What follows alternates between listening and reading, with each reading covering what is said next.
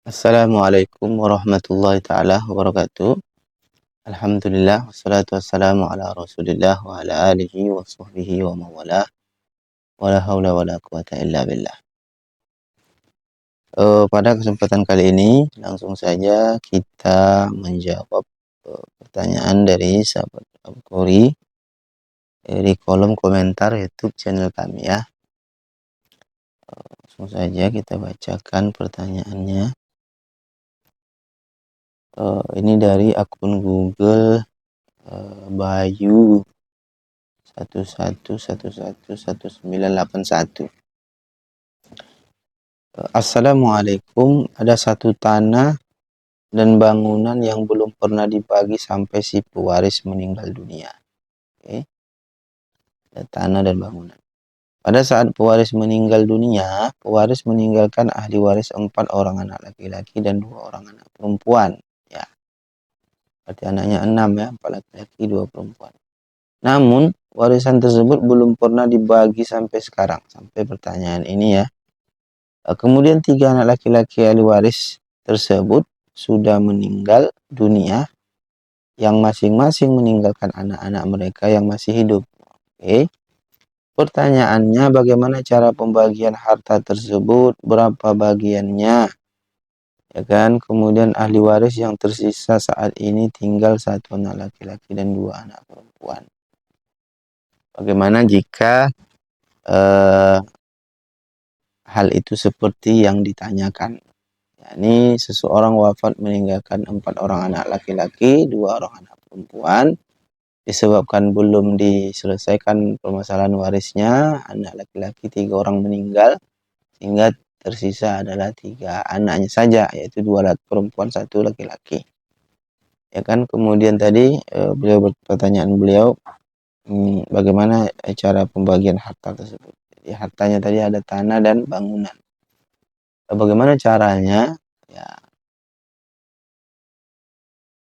kalau memang bisa tanpa diuangkan, gitu kan.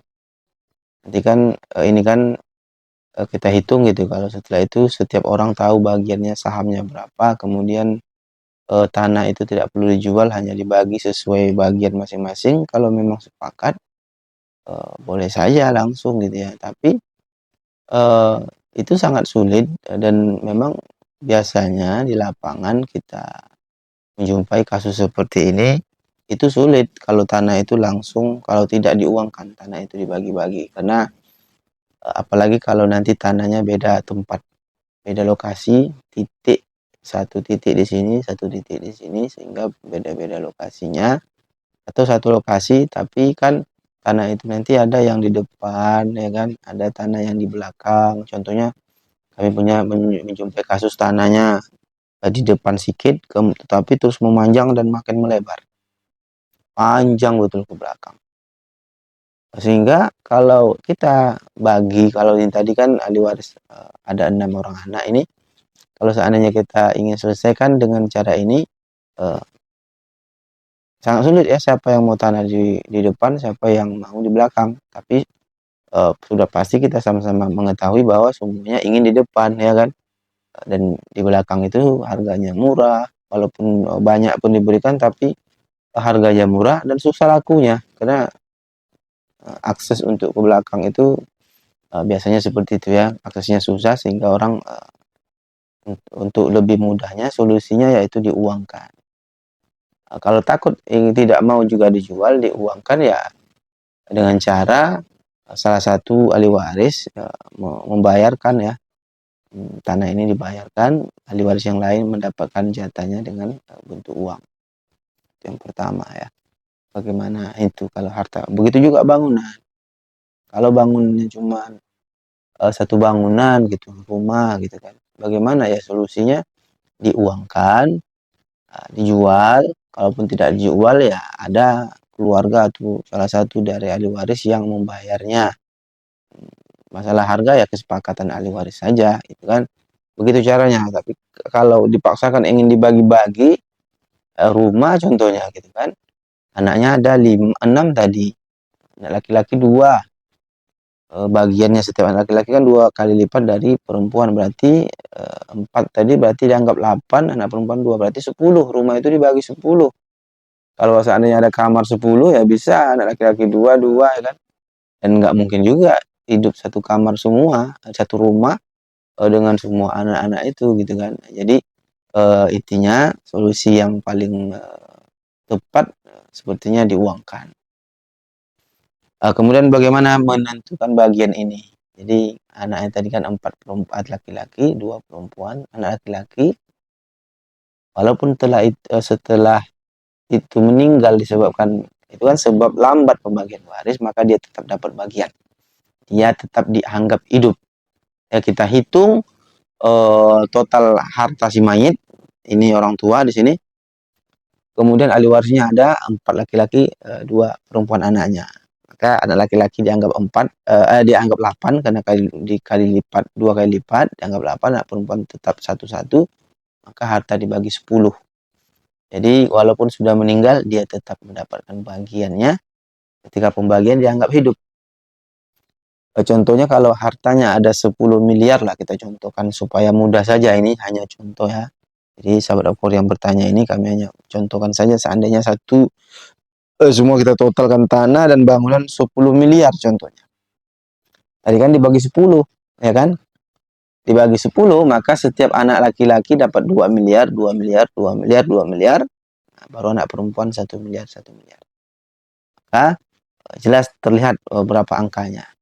Kemudian anak ini yang 3 orang ini meninggal sudah, maka mereka dapat 2 miliar.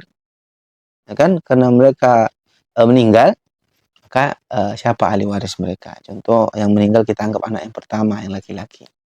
Ketika dia meninggal, dia sudah menerima warisan dari orang tuanya 2 miliar.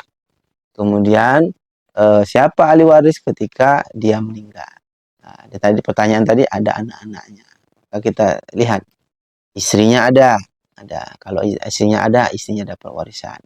Anaknya laki-laki ada, anak perempuan ada ndak? Maka itu jadi ahli waris. Kalau kita contohkan ada istri, anak laki-laki 1, anak perempuan 1. Kita contohkan saja ini. Anak, ya kan? Kan 3 orang yang wafat tadi, kita anggap yang wafat itu anak laki-laki yang pertama, anak laki-laki si mayit.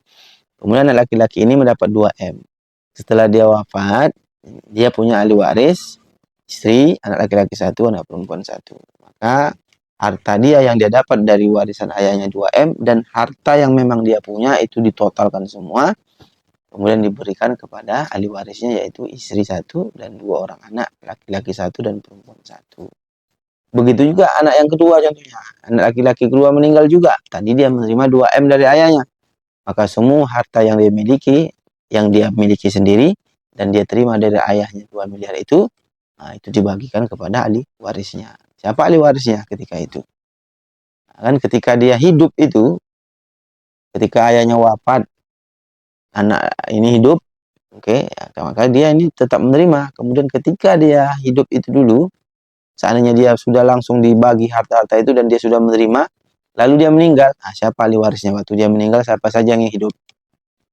Kalau seandainya ada istrinya contohnya, istrinya dulu waktu itu hidup, suaminya wafat, istrinya masih hidup. Tapi karena sampai saat ini pertanyaan ini baru ditanyakan, istrinya pun sudah meninggal contohnya. Berlipat-lipat kasusnya ini, maka ketika seseorang wafat, maka dilihat siapa saja yang hidup pada waktu itu. Oke.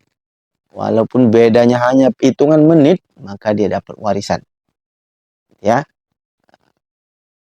Mungkin itu sangat jelas menurut saya menjawab pertanyaan dari akun Google Bayu ini, saudara Bayu atau Bapak Bayu. Mohon maaf kalau videonya panjang lebar atau ini sehingga capek mendengarkan atau apa.